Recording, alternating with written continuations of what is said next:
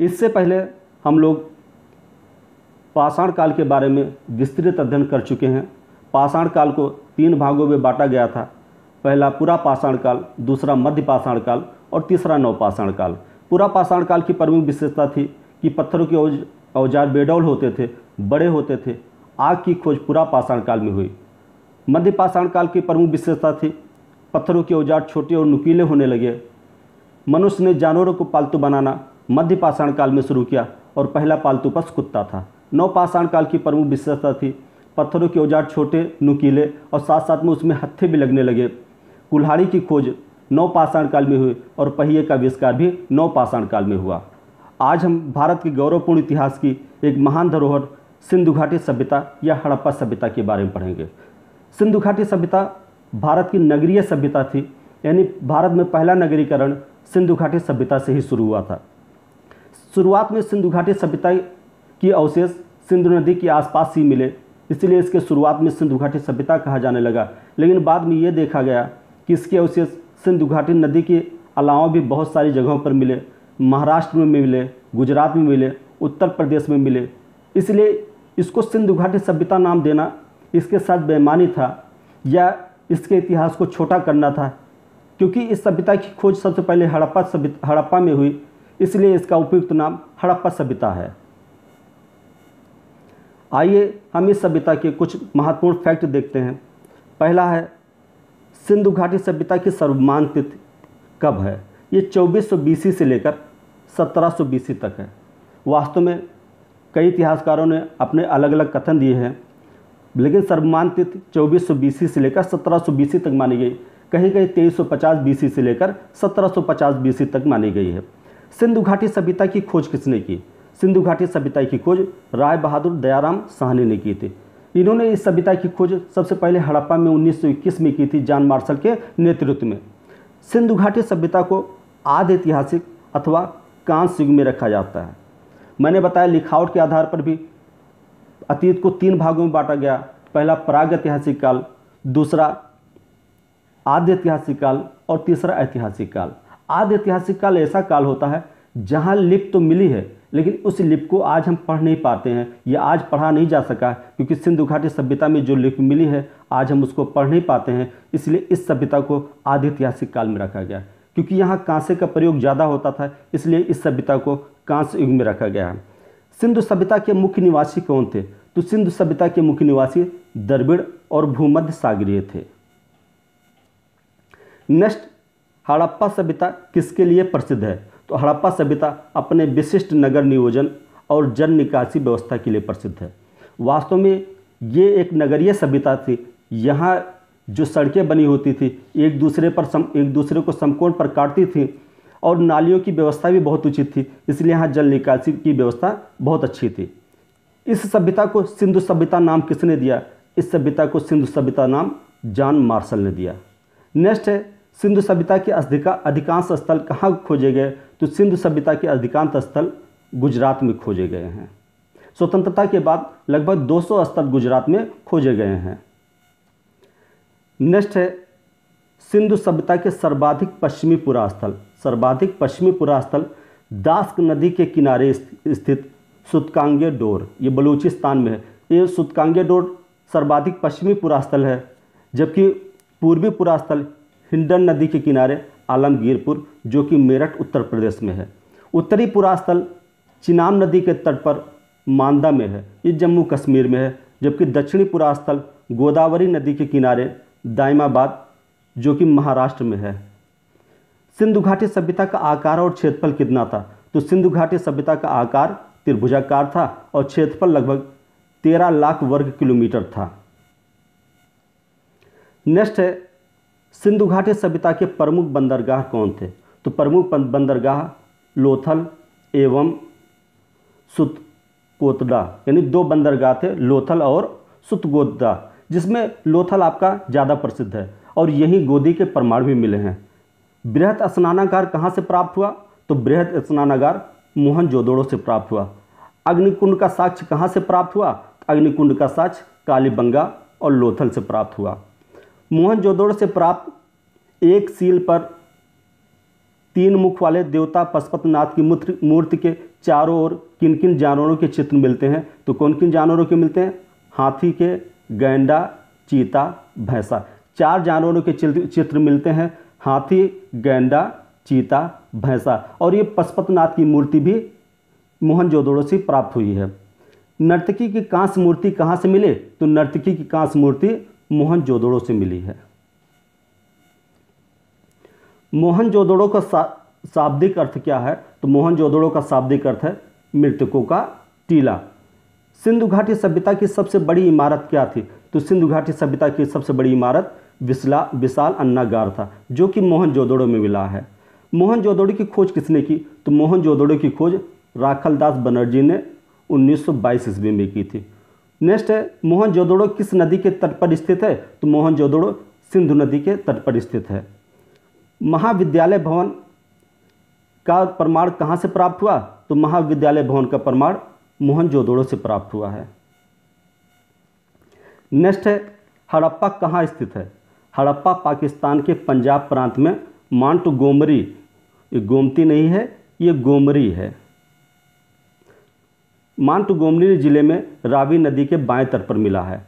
Next है, हड़प्पा के टीले या ध्वंसावशेष के विषय में सर्वप्रथम जानकारी किसने और कब थी? तो सर्वप्रथम जानकारी चार्ल्स मेडसन ने 1826 ईस्वी में दी थी। वहाँ रेलवे लाइन का विकास हो रहा था, उसी समय एक टीले की खुदाई हुई थी, जबकि उस समय ये नहीं पता था कि ये इतनी महान सभ्यता थी। इसलिए कहा जाता है कि सभ्यता के ध्वंसावशेषों के बारे में सबसे पहले जानकारी चार्ल्स मेडसन ने दी थी 1826 ईस्वी में। नेक्स्ट क्वेश्चन है, हड़प्पा सभ्यता की खोज किसने की? हड़प्पा सभ्यता की खोज राय बहादुर दयाराम साहनी ने 1921 ईस्वी में की थी।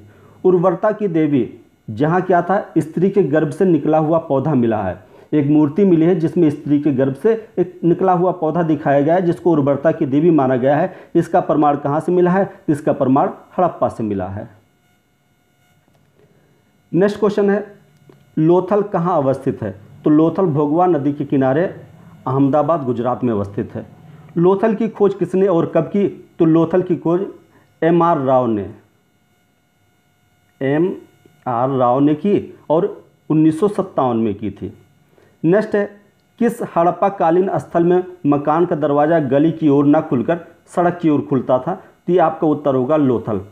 बाकी वहाँ जितने भी मकान बने होते थे उनके दरवाजे मुख्य सड़क की ओर न खुलकर गली की ओर खुलते थे, जिससे पता लगता था कि ये लोग कितने वैज्ञानिक हैं, क्योंकि गलियों में धूल कम आती थी। अगर मुख्य सड़कों पर मकान खुलते तो ज़्यादा धूल आती। इसी से बचने के लिए उन्होंने अपने मकान मुख्य सड़क पर न खोलकर गलियों में खोला, जबकि लोथल में जो मकान के दरवाजे होते थे वो मुख्य सड़क पर खुलते थे, ना कि गलियों में।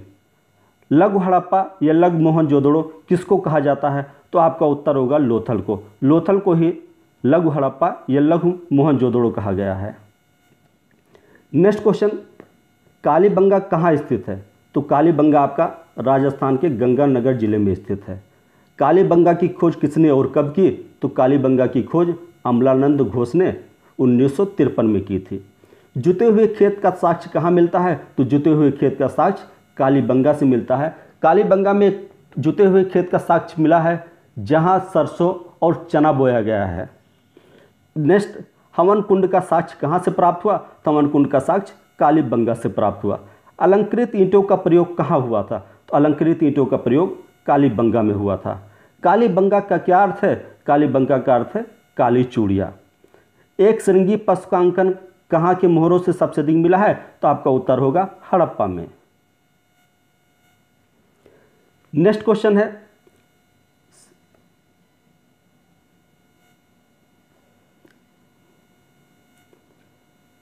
सिंधु सभ्यता की लिपि कैसी थी?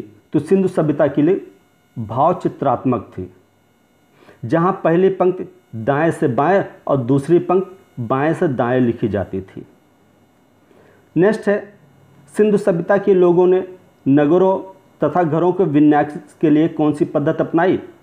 उत्तर ग्रिड पद्धति। सिंधु सभ्यता की मुख्य फसल क्या थी? तो सिंधु सभ्यता में मुख्य फसल गेहूं और जौ थी। सिंधु सभ्यता के लोग मिठास के लिए किसका प्रयोग करते थे? तो सिंधु सभ्यता के लोग मिठास के लिए शहद का प्रयोग करते थे। मिट्टी के बने हल हल का साक्ष्य कहाँ से मिलता है? तो मिट्टी के बने हल का साक्ष्य वनमाली से मिलता है। नेक्स्ट क्वेश्चन है, चावल का प्रथम साक्ष्य कहाँ से प्राप्त हुआ? लोथल से। नेक्स्ट, तौल की इकाई संभवतः किस अनुपात में थी? 16 के अनुपात में थी। आज भी भारत में इसी अनुपात में, गांव में इसी अनुपात में 16 की इकाई चलती है, जिसको पसेरी कहते हैं। सिंधु सभ्यता के लोग यातायात के लिए किसका प्रयोग करते थे? तो 2 पहियों या 4 पहियों वाली बैलगाड़ी या भैंसा गाड़ी का प्रयोग करते थे। मेसोपोटामिया के अभिलेखों में वर्णित मेलूहा शब्द का क्या अभिप्राय है? तो सिंधु घाटी सभ्यता को लोग मेलूहा कहते थे। नेक्स्ट है, सिंधु सभ्यता के लोग किसको उर्वरता की देवी मानकर पूजा करते थे? तो यह धरती को उर्वरता की देवी मानकर पूजा करते थे। वृक्ष पूजा एवं शिव पूजा का प्रचलन के साथ सिंधु घाटी सभ्यता में मिलते हैं। इसके साक्ष्य भी सिंधु घाटी सभ्यता में मिलते हैं। साक्ष्य भी सिंधु घाटी सभ्यता में मिलते हैं। नेक्स्ट है, स्वास्तिक चिन्ह संभवतः हड़प्पा सभ्यता की देन है। इस चिन्ह से सूर्योपासना का अनुमान लगाया जाता है। सिंधु घाटी के नगरों में किसी भी मंदिर के अवशेष नहीं मिले हैं। यहाँ की सबसे महत्वपूर्ण विशेषता है, सिंधु घाटी सभ्यता में किसी भी मंदिर के अवशेष नहीं मिले हैं। सिंधु घाटी सभ्यता में किसकी उपासना सर्वाधिक प्रचलित थी? तो सिंधु घाटी सभ्यता में सर्वाधिक उपासना मातृ देवी की होती थी। इसलिए सिंधु घाटी सभ्यता को मातृ सत्तात्मक सभ्यता भी माना जाता है। नेक्स्ट क्वेश्चन है, कौन सा पशु अधिक पूजनीय था? तो आपका उत्तर होगा कुबड़ वाला सांड। सिंधु घाटी सभ्यता में कुबड़ वाला सांड अधिक पूजनीय था। सिंधु घाटी सभ्यता का समाज कैसा था? यह मातृ सत्तात्मक समाज था। सिंधु घाटी सभ्यता के लोग तलवार से परिचित नहीं थे। वैश्यावृत्ति एवं पर्दा प्रथा सिंधु घाटी सभ्यता में प्रचलित थी। यानी सिंधु घाटी सभ्यता में वैश्यावृत्ति भी पाई जाती थी और पर्दा प्रथा भी पाई जाती थी, लेकिन ये लोग तलवार से परिचित नहीं थे। हड़प्पा में शवों को दफनाया जाता था, जबकि मोहनजोदड़ो में शवों को जलाया जाता था। युग्म समाधि के अवशेष कहाँ से मिले हैं? युग्म समाधि कालीबंगा और लोथल से मिली है। कालीबंगा की खास विशेषता थे कि यहाँ अनेक घरों में अपने अपने कुएं थे। नेक्स्ट है, ईंटों की लंबाई, चौड़ाई और ऊंचाई का अनुपात क्या होता था? वहाँ जितनी भी ईंटें बनती थी एक मानक के अनुसार बनती थी, जिनकी लंबाई, चौड़ाई और ऊंचाई का अनुपात 4:2:1 होता था। मुहरे बनाने में सर्वाधिक उपयोग किसका हुआ? तो मुहरे बनाने में सर्वाधिक उपयोग सेलखड़ी का हुआ है। सिंधु सभ्यता के पतन का सर्वाधिक प्रभावी कारण बाढ़ था। ये माना जाता है। वैसे कई कारण दिए गए हैं, कहीं बाढ़ कहा गया है, कहीं सूखा कहा गया है, कहीं बाहरी आक्रमण कहा गया है, लेकिन जो सर्वाधिक प्रभावी या मान्य कारण था वो बाढ़ ही था।